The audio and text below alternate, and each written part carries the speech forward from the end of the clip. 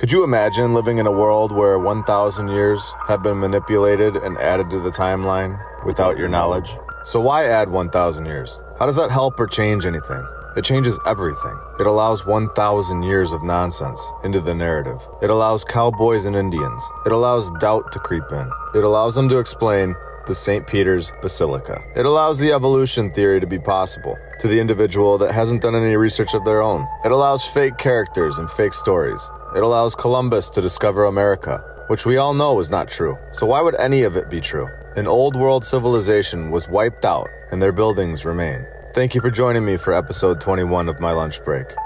I hope you're all having a great day, and if you're new, welcome.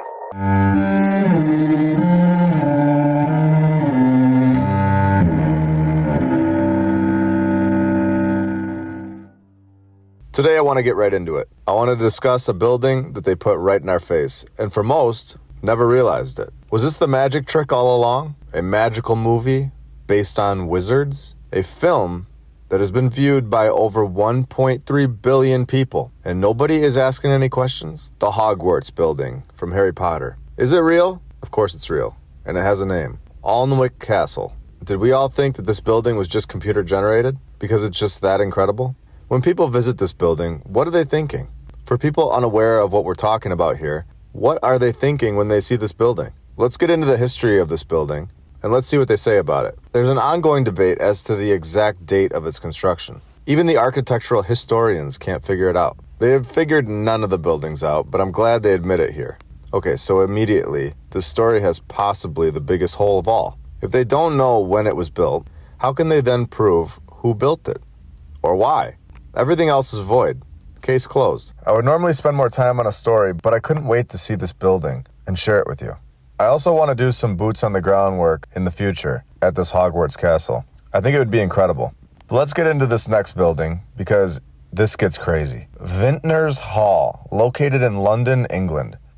And what is going on here? And if you've seen my last 20 episodes, you are going to enjoy this one. Going to continue to attack the point that these buildings are from the old world. And these stories are not true. They are all in on it together because this is clearly a worldwide oppression. Now let's prove it again. The Vintners Hall began in 1357, and the company has been on the same site ever since. It just began, and the building just appeared from thin air. Interesting. Great information. Thank you. Anyway, that's not the point. We know they didn't build this building. No construction workers, no architects, no tools, no blueprints. Just moved right in 1357 and got an old world building that will stand for the rest of time. Now here comes the best part. Their hall was destroyed by the Great Fire of 666. Oh, did I say 666? I meant 1666. Of course, another fire. At this point, I would like to remind everyone that this fire did not destroy the building. Fire does not melt stone. This story is untrue, down to its core. This building is from the old world and is still here today. Now here, they are going to try and throw us off. They will now give us a fake character named Christopher. Christopher? Christopher who? Christopher Columbus? They are telling us that this guy Christopher designed the building that stands before us today and got it constructed somehow in 1820. This took 3 short years to complete and was a simple task 200 years ago. This was something anybody could do. Have you seen all the architectural designs in the 1800s? They held contests because there were just so many people that were able to design these masterpieces. Today, not so much. We are taught that we evolve and advance. So why has architecture and construction declined and evolved so dramatically? Or is it that they had better teachers? No. Is it because we maybe didn't build these buildings? I would say yes. They go on to say, of course, there have been several halls rebuilt on the same site. Oh, of course, they build these structures so easily. Knocking them down and rebuilding them was simple. In the 1700s, we would just do it for fun. In our spare time, actually. Insanity. Vintners Hall. Unbelievable. Shall we stay in England? Let's do it. The Guildhall, located in London. Construction was completed in 1440, supposedly. But I'm going to jump around here a little bit because this site is just really crazy. So in 1988, they discover an amphitheater located underneath the Guildhall site. Since they've already messed up and said the Guildhall building is from hundreds of years ago, they now have to go back even further and explain the amphitheater. So remember, they can just say any date they want, and most will accept it. They throw out the year 70 for this one. Exactly year 70? Who decided that? Can I object? Can you object? No. We have to just accept that. Why not the year 71 or 72? Remember, they didn't even know it was there in 1987. But now they're telling us that it was renovated in the 2nd century.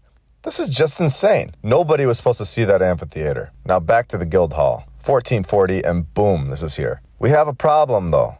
That 1666 fire is on the way. At least we know it's coming this time, so we can skip over that. Looks like they had a guy that knew how to repair something in 1866. Okay, good. So we made it through the whole story. No other crazy fires or anything. Finally. Oh no. This replacement was destroyed during the Second Great Fire of London on the night of 29/30 December 1940. You've got to be kidding me. Another fire?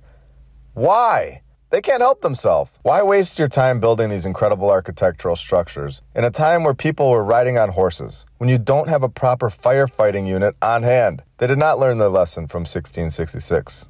Get a fire unit ready so you can save these palaces. They didn't know what they were doing when they found these buildings. I'm having fun in England today, so let's stay here and check out this care home. A care home? Why would we be checking out a care home? I'm not sure I've ever seen a care home with worse architecture. Kidding, of course. It's actually the complete opposite. I've never seen a care home that has pillars. Built in the year 1840. This is just your average care home in 1840. Built with ease and precision. Not a flaw in sight and standing the test of time, no problem. And it actually gets better looking with time, as do our buildings today. Oh, ours don't do that? So let's see what's going on here at this care home. So in 1834, Thomas Hopper was ready to get to work. He begins drawing up this incredible building. He has it on a sheet of paper, and somehow it becomes reality. Somehow. Where's the construction company? Doesn't matter to most people, but for our research, it's kind of the main point. Who built this? Who had the tools? The shipping company to bring the materials there?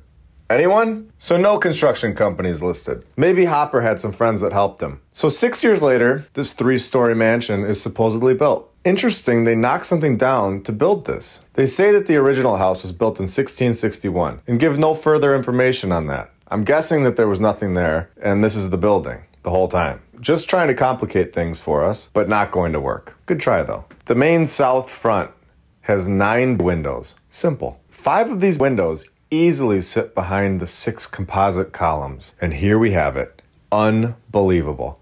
Look at this. The building was even more impressive than what we get to see today. The building was altered in 1857 to 1859 after another fire. I'm actually starting to get shocked at how many times they use the fire narrative. It's even on random care homes. What in the world? This is crazy. Hopper has to come back into the picture here, of course, to fix it. What a joke. How many more fire stories like this are out there, just waiting for us to find them? I wish I had a running total of how many fire destroyed the building stories we have found so far. I might have to go through the first 19 episodes and count them up, so we have that. If anyone is bored and wants to go through the first 19 episodes and put that in the comments below, feel free. The May 2013 t-shirt was just released, and you can find that below. All proceeds will go to supporting the channel and future boots on the ground work. Please like, comment, and subscribe. It really helps the channel. I'm so thankful for every one of you. I really hope you all have a great day. We also have a Twitter account and a Rumble account that I'll put in the description if you guys are interested. The Twitter account is cool. I've been releasing the new t-shirts and promo codes on there before they officially come out. If you have anything to add to this episode or have anything fun to share